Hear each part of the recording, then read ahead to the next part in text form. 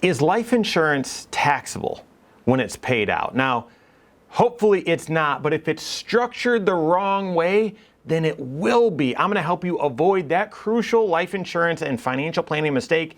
That and more coming up.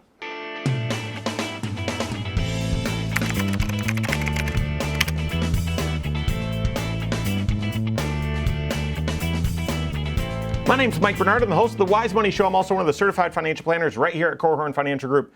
Make sure you hit that subscribe button, turn on notifications, and smash that thumbs up button. After someone passes away, receiving that life insurance policy is both a financial relief during potentially a financially stressful and certainly emotional time, but it always carries this question with it, and I get this often. Pretty much every time a client or the parent of a client passes away, and that is, am I going to have to pay tax on all this life insurance? Most life insurance is not taxable. Now, you've got, that is most, okay? You've got to work with your certified financial planner and take a look, because it depends on the type of life insurance that you have and how you structure it. But most life insurance that consumers get for regular kind of just managing the risk of passing away early and needing a financial kind of payout to help make sure people are taken care of, that the solution is typically term life insurance, individually owned term life insurance. Now, if you're doing some creative stuff for your small business that you own, or doing some creative tax planning or some estate planning for yourself or your parents, there are instances there where you might be using different types of life insurance, could be taxable. But the run-of-the-mill, I'm just managing the risk that myself or my spouse passes away early and now we don't have the income to help the family with their financial needs and the financial goals that we'd set out for.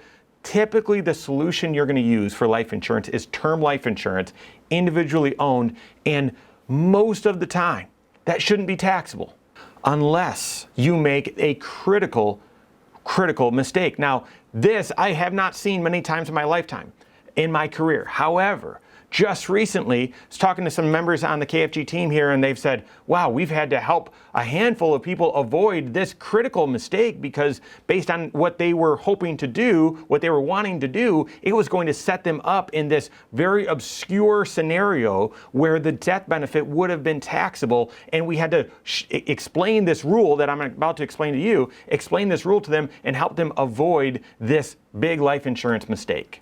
Now, in order to understand this situation, you got to understand that there's three parties in a life insurance contract. Now, the insurance company, yes. Okay, we get that. But there's an owner of the life insurance policy, there's an insured, and then there's a beneficiary. Those are the three parties. Now, the owner owns the policy. They're the ones that has the rights to make changes to the policy, and they were required to pay the premium, okay? That's the owner's responsibility. Most people think that, well, the person whose life it's on, that's the owner. No. The owner could be really anyone else, right? They've got to have an insurable interest in the owner. I'll explain that in just a second, or in the insured. I'll explain that in a second. But the owner is the person that has the authorization to, make changes to the policy, change the beneficiary, that sort of thing. They're responsible for making the premium payment. They're the owner of the policy. Now, that second party is the insured. Now, this is the person whose life it's on, okay? So it's this individual, when they pass away, that's what pays out the death benefit. Now, the owner needs to have an insurable interest in the insured. Now, that's geek speak for, you can't just get a life insurance policy on a random person. Otherwise, I'd probably get one on, I don't know, Tom Brady or something like that. Well, I have no insurable interest. I don't know Tom Brady. Wish I did, but I don't, right? And so you can't just take out a life insurance policy on anyone. The owner needs to have an insurable interest. They need to have some financial connection, a reason for the insurance on that insured person's life. But that insured, that second individual, that's the person that will go through the medical underwriting to determine, here's how much it's going to cost for this much insurance, because the insured, this is how healthy they are, okay? So it's on their life that the life insurance will be, taken out on, and it'll be based on their health that the premiums are set. So you've got the owner, you've got the insured. The last one is the beneficiary. Now, this is the individual or individuals that will receive the death benefit when the insured passes away. Not the owner, but when the insured passes away. When that person whose life the insurance policy is on, when they pass away, the death benefit, the proceeds then get paid to the beneficiary. You can list one, you can list multiple, you can list individuals, you can list charities, you can list whatever, pretty much whatever you want, okay? But that's the beneficiary. The owner of the policy is the one that gets to name the beneficiaries and gets to change them as well, so be nice to that owner.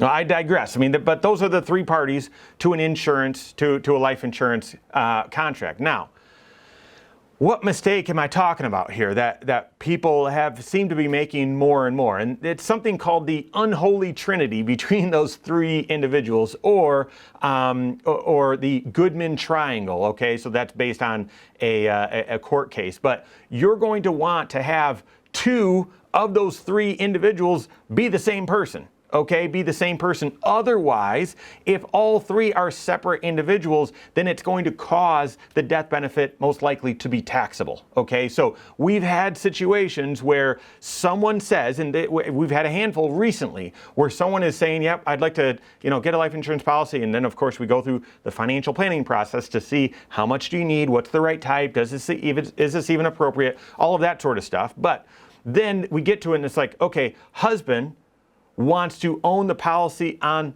wife, and we want the kids to be beneficiaries. That's an unholy trinity. That's a Goodman Triangle scenario where that life insurance would actually be taxable to the kids. Worse yet, you have got a revocable living trust owning the policy. Someone's life is on it, okay? Someone's the insured, but then kids or someone else is the beneficiary. No. In that scenario, if you wanted the life insurance to be in a trust, make the trust the owner, but make the trust the beneficiary as well, right? Have the proceeds go into the trust, and then inside your trust, name who they go to, okay? So that's of those three parties, you're gonna want to make sure two of them at least are the same. Now, the most common scenario is, and this is how we have it set up in my household. So I own a policy where I'm the insured and my wife is the beneficiary. So two of those three are the same. I own it, it's on my life, I'm the insured, and my spouse is the beneficiary. Now, if we both pass away, then it goes to the kids. Same thing for her life insurance. She's the owner, she's the insured, and then I'm the beneficiary, and then it goes to the kids if we both pass away at the same time. Even though I'm the owner of my policy, she's the owner of her policy, obviously we both are responsible for paying that premium. Jointly, we pay that. But what you don't want to set up is this unholy trinity where I own a policy on my wife and the kids are the beneficiary. You don't want to structure it that way. That would be one of the biggest inadvertent life insurance mistakes that people can make. So now might be a great time for you to audit, double check your life insurance policy. Who's the owner? Who's the insured? Who's the beneficiary? Make sure that this wasn't set up inadvertently, and if so, make sure you make some changes. The bigger question though is, if you've double checked and make sure you've avoided this mistake, take a look. Do you have the right amount of insurance, the right kind of insurance? Does it fit adequately and appropriately in your overall financial plan? There's been so much financial change that's happened over the past couple of years. Likely you're making more, you might have more debt, you might have less debt, your kids are older, their goals might have changed. Your life insurance needs likely have changed over these past couple of years. Have you made changes to your life insurance?